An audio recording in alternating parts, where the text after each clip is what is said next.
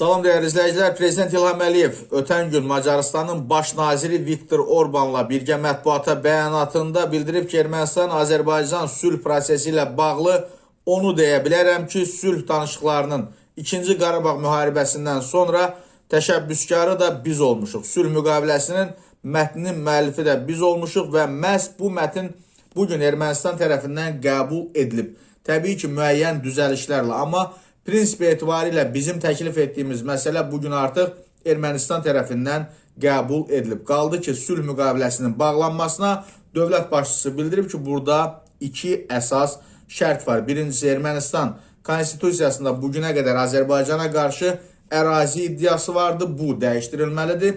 İkincisi isə Qarabağ münaqişəsini həll etmək üçün yaradılmış ATƏT-in Minsk qrupu ləğv edilməlidir.